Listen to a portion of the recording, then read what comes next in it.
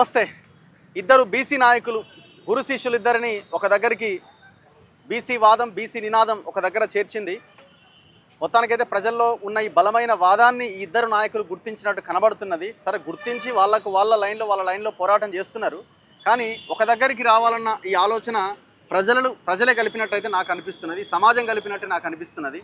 So నా ముందున్నారు are Krishnaiah గారు, రాజ్యసభ ఎంపీ, అండ్ జాజుల శ్రీనివాస్ గౌడ్ గారు, బీసీ సంక్షేమ సంఘం అధ్యక్షులు. ఇంకా దూరం ఉన్నారు. ఏం లేదు, దగ్గరికి రాదు. ఒక షేక్ హ్యాండ్ ఇచ్చుకోరు. ఏం లేదా? ఒక హగ్గి ఇచ్చుకోరు, ఒక హగ్గి ఇచ్చుకోరు, కౌగులు ఇచ్చుకోరు. ఏం కాదు, ఏమైతుంది?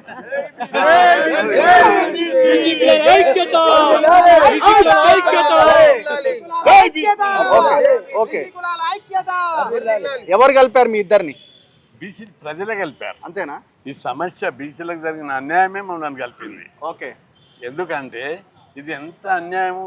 రాజ్యాంగం ప్రకారము 42% మేము పోరాడినాం, బాగా పోరాడితే ప్రభుత్వం దిగొచ్చి 42% రాజ్యాంగంలోని 243 G6 ప్రకారం జీవో తీసి 42% ఇచ్చారు. ఇచ్చిన తర్వాత అగ్రకులాలను ఇక్కడ ప్రజలందరికీ రీచ్ అయితే మీ ద్వారా, కాబట్టి బాగా వినాలి శ్రద్ధ. ఇది 240 ప్రకారం జీవో ఇచ్చారు. ఇది ఒట్టి వచ్చిందా? మేము కొట్లాడితే జీవో వచ్చింది. ప్రభుత్వం నిజమే అని ఇచ్చింది, అన్యాయమైంది ఇన్ని రోజులని ఇచ్చింది. ఇస్తే దీని మీద ఓర్వలేక అగ్రకుల సోదరులు కేసు ఫైల్ చేశారు. అగ్రకుల సోదరులకు నేను విజ్ఞప్తి చేస్తున్నా, మీకు ఏదన్నా కావాలిస్తే మీరు డిమాండ్ చేయండి. రిజర్వేషన్లు కావాలన్నా, హాస్టల్ కావాలన్నా, స్కాలర్షిప్లు కావాలన్నా, మీ దానిలో ఉన్న బిడ్డలకు లోన్లు కావాలన్నా, దాన్ని పట్టించుకోరు మీరు. పదవులు కావాలి దాన్ని తప్ప, రెడ్డిలు ఉన్న బీదోళ్ళకి ఏమన్నా మీరు సేవ చేసినా చేయలేరు. అది పట్టించుకోకుండా బీసీలకు ఇచ్చినటువంటి రిజర్వేషన్ల మీద వాళ్ళు వ్యతిరేకించడం అనేది చాలా దుర్మార్గం. దీని మీద కోర్టు పోయారు, సుప్రీంకోర్టు గోపాల్ రెడ్డి పోయాడు, మాధవరెడ్డి హైకోర్టుకు పోయాడు. దాన్ని సవాల్ చేస్తూ వాళ్ళు చాలా డిమాండ్ చేశారు స్టే ఇవ్వమని. కోర్టు ఒప్పుకోలేదు. 1 రోజు ఒప్పుకోలేదు, 2 రోజులు ఒప్పుకోలేదు, 3 రోజులు కూడా ఒప్పుకోలేదు. సుప్రీంకోర్టు అయితే తిప్పి కొట్టింది ఇవ్వమని. కాబట్టి కోర్టులు రిజెక్ట్ చేశాయి. ఇప్పుడు జేఏసీ కావాలని మీరు అనుకున్నారు, ఇద్దరు కలిసే అనుకున్నారా లేకపోతే మధ్యలో ఎవరన్నా? లేదు, అందరం కలిసే అనుకున్నాం. అందరు కలిసే అనుకున్నారు. ఎన్నేళ్ళ బంధం మీది? 25 ఏళ్ళు కలిసి పని చేసారు మీరు. ఎన్నేళ్ళు దూరంగా ఉన్నారు? ఏం లేదు, దూరం ఉన్నాయి, కలిసే పోరాడుతున్నాం. కలిసే ఉన్నారు అంటే ఓన్లీ ఈ అంశం వరకేనా? ఈ కలయిక మళ్ళీ అటు ఇటు అవుతుందా? బీసీల అభివృద్ధి కోసం, బీసీల రాజ్యాధికారం సాధన కోసం జరిగే పోరాటంలో కలిసే పోరాటం. అంటే నాకు ఒక డౌట్ ఉన్నది ఇప్పటికి కూడా, ఎందుకు ఈ వీడియో చేస్తున్నా అంటే జనాల ముందు ఫోకస్ అయిపోవాలి మీ ఇద్దరు. అవును, మళ్ళీ అటు ఇటు మళ్ళీ జనాలకు అర్థమైపోతుంది. చెప్పు, అన్ని త్యాగాలు చేసినాం. నేను కానీ శ్రీనివాస్ కూడా త్యాగాలు చేశారు. కమిట్మెంట్ ఉన్నోళ్ళం మేము, కసి ఉన్నోళ్ళం.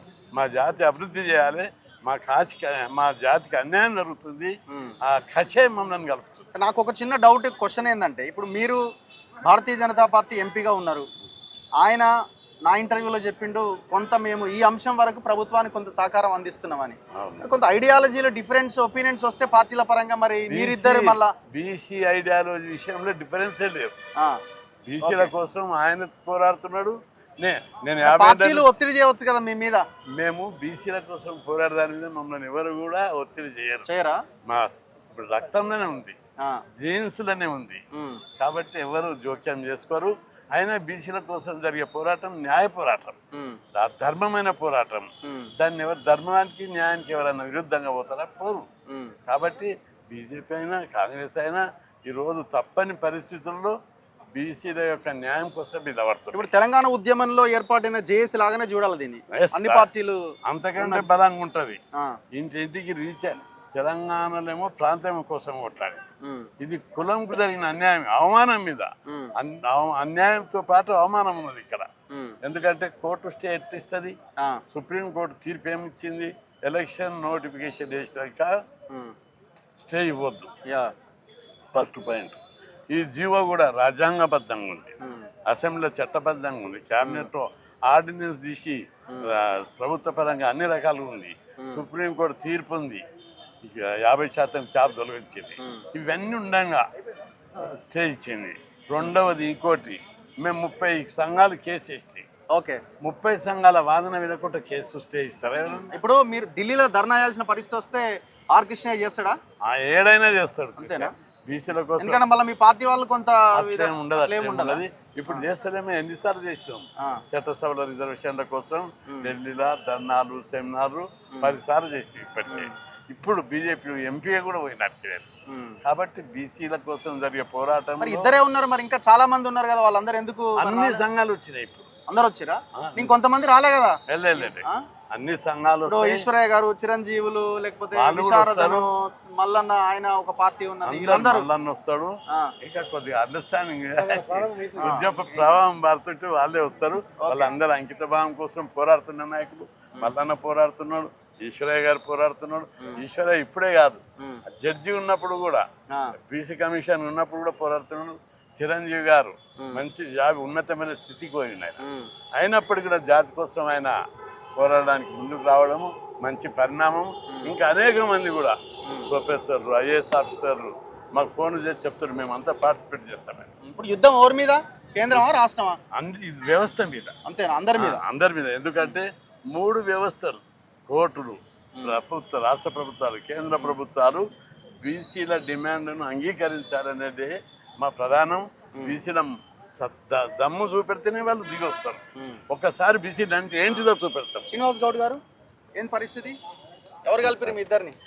బీసీ రిజర్వేషన్ల సమస్య ఎప్పుడు కలిసి బలవంతంగా కలిసిరా? తప్పని పరిస్థితి లేదు, అట్లేం లేదు. కృష్ణన్న అంటే మాకు ఎప్పుడు గౌరవమే. ఆయన ఈరోజు బీసీ ఉద్యమంలో నేను ఉండడానికి ప్రధాన కారణం కృష్ణన్నే. ఎందుకంటే కృష్ణన్న లేని మేము లేము.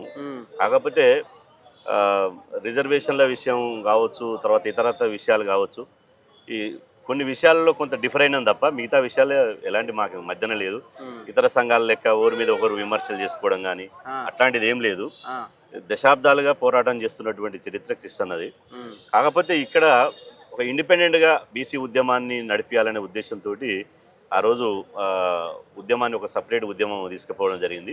అది ఏదైనప్పటికీ అంటే కొంతమంది చూస్తున్నారు బయట నుంచి, చూద్దాం ఏం చేస్తారో వీళ్ళు, ఎంతకాలం ఉంటారో అని అంటున్నారు. మరి ఎప్పటికైనా ఏ గుడి పక్షులు ఆ గుడికి చేరవలసిందే. ఇప్పుడు బీసీలకు అన్యాయం జరుగుతుంటే కూడా చూస్తూ ఊరుకోలేము కదా. ఇవాళ ప్రజలు ఒకటే డిమాండ్ అంటారు, ఎవరి మీకోసం మీరు కాకుండా మా కోసం పనిచేయండి. మీరు ఒక్కటిగా జట్టు కట్టండి. మీరు ఒక జేఏసీ ఏర్పాటు చేస్తే మేము కూడా అది జిల్లాకు, నియోజకవర్గానికి, మండల కేంద్రంగా అదే విధంగా మేము కూడా పోతాం. కాబట్టి ఇలా అన్ని పార్టీలు ఉన్నటువంటి రెడ్లు ఏకమైనప్పుడు మీరెందుకు ఏకం కాకూడదు? నష్టం జరగకుండానే, నష్టం జరిగేటువంటి బీసీలు ఏకమైతే లేరు, కానీ నష్టం జరగనటువంటి రెడ్డి సామాజిక వర్గం అంతా ఆ పార్టీ ఈ పార్టీ జెండాలను పక్కన పెట్టి ఏకమైనప్పుడు ఇలా బీసీల కోసమే పోరాడుతున్నటువంటి మీరందరూ ఏకం కావాల్సినటువంటి అవసరం ఉందని చెప్పి మేధావులు, ఉద్యమకారులు చాలామంది వాళ్ళ అభిప్రాయం వ్యక్తం చేశారు. కాబట్టి ఆ దిశగా ఒక బీసీ జేఏసీ ఏర్పాటు చేసి ఒక్కొక్కరిగా ఉంటే ఇండికేషన్ అనేది ప్రజల్లో ఒక రాంగ్ ఇండికేషన్ పోతుంది. కాబట్టి మేము అందుకనే నిన్న హైదరాబాద్లో సమావేశమై బీసీ జేఏసీగా ఉండి పోరాటం చేయాలని నిర్ణయం తీసుకొని ముందుకు పోతుంది. ఇప్పుడు రాష్ట్ర ప్రభుత్వం మిస్టేక్ చేసిందని వాళ్ళు అంటున్నారు, కేంద్రమే కదా చేయాల్సిందని మీరు కూడా అన్నారు. ఎట్లా ఇప్పుడు ఇద్దరు కలిసి ఎవరి మీద యుద్ధం చేస్తారు? ఇప్పుడు ఈ వ్యవస్థే బీసీలకు వ్యతిరేకంగా ఉంది. ఈరోజు కేంద్ర ప్రభుత్వం, రాష్ట్ర ప్రభుత్వం రెండు కూడా, రాష్ట్ర ప్రభుత్వం ఏమో అడగాల్సిన రాష్ట్ర ప్రభుత్వం అడగాలి, చేయాల్సిన కేంద్ర ప్రభుత్వం చేయాలి. దాని మీదనే మా డిమాండ్. ఇప్పుడు రేవంత్ రెడ్డి గారు అఖిలపక్షం తీసుకొని ఢిల్లీకి పోవాలి. అదేవిధంగా ఢిల్లీలో మరొకసారి రాష్ట్రపతి అపాయింట్మెంట్ ఇవ్వకపోతే రాష్ట్రపతి ఇంటి ముందల, ప్రధానమంత్రి అపాయింట్మెంట్ ఇవ్వకపోతే ప్రధానమంత్రి ఇంటి ముందర ధర్నా కూర్చోవాలి. బీసీల కోసం కూర్చోవాలి. ప్రక్రియ చేసిండు రాష్ట్ర ప్రభుత్వం, జరగాల్సిన ప్రక్రియ అంతా చేసిండు. కానీ కేంద్ర ప్రభుత్వం మీద ఒత్తిడి తీసుకురావడంలో ఇంకా గట్టిగా ఒత్తిడి తీసుకురావాలి. అదేవిధంగా కేంద్ర ప్రభుత్వం కూడా, డాక్టర్ లక్ష్మణ్ గారు ఓబీసీ ఆల్ ఇండియా ప్రెసిడెంట్, అంటే 29 రాష్ట్రాల్లో ఓబీసీ చీఫ్. ఆయన రాష్ట్రంలో బీసీలు గందరగోళ పడి, ఆయన రాష్ట్రంలో బీసీలంతా క్షోభిస్తుంటే వారు కూడా జోక్యం చేసుకోవాల్సిన అవసరం, కమిట్మెంట్ ఉన్నటువంటి నాయకుడు లక్ష్మణ్ గారు. కాబట్టి ఇక్కడ ఇటు రాష్ట్రము అటు కేంద్రం రెండు కలిసే తప్ప అది కాదు. ఇప్పుడు వర్గీకరణ సమస్య ఉంది. ఎస్సీ వర్గీకరణ విషయంలో ప్రధానమంత్రి గారు నరేంద్ర మోదీ గారు చేతికి మట్టకుండా వర్గీకరణ సమస్య పరిష్కారం చేశాడు. ఈడబ్ల్యూఎస్ కూడా అంతే కదా, ఈడబ్ల్యూఎస్ రిజర్వేషన్లో కూడా అదే పరిష్కారం చేసిండు. ట్రిపుల్ తలాక్ కూడా అదే పరిష్కారం చేసిండు. అనేక చట్టాలను చేతికి మట్టకుండా చాలా కామ్గా చేసిండు. ఇప్పుడు కూడా మా బీసీ ప్రధానమంత్రి కాబట్టి మీరు ఈ విషయం లోపల బీసీలంతా అన్యాయానికి గురవుతున్నారు కాబట్టి ఈ విషయంలో ప్రధానమంత్రి జోక్యం చేసుకొని ఈ బంద్ ద్వారానైనా, ఎందుకంటే కేంద్ర ప్రభుత్వానికి తెలవాలంటే ఏదో గల్లీలో ధర్నాలు చేస్తే తెలిసే పరిస్థితి లేదు. ఒక ఎక్స్ట్రీమ్లీ స్టెప్ బీసీలు తీసుకుంటే తప్ప ఇది పరిష్కారం అయ్యే పరిస్థితి లేదు. కాబట్టి ఈ బంద్ పిలుపు అందరూ కలిసి వస్తున్నారా? ఓన్లీ కొన్ని సంఘాలకే? అందరూ కలిసి వస్తారు. రిజర్వేషన్ల మీద ఈ సమస్య మీద ఎవరికైతే చిత్తశుద్ధి ఉంటుందో అందరు కలిసి వస్తారు. ఇప్పుడు కొంతమంది అంటున్నారు ఆయన బీజేపీలో ఉన్నాడు, ఆయన రిజైన్ చేయాలని కొంతమంది చెప్తున్నారు. కృష్ణ చెప్పాడు, ఫస్ట్ నాకు బీసీ జాతి ముఖ్యం, తర్వాత ఏదైనా అని చెప్పాడు. ఇప్పుడు సమస్య దేనికోసం కొట్లాడుతుండ్రు అనేది చూడాలి తప్ప ఏ పార్టీ టెక్నికల్ గా ఉండొచ్చు.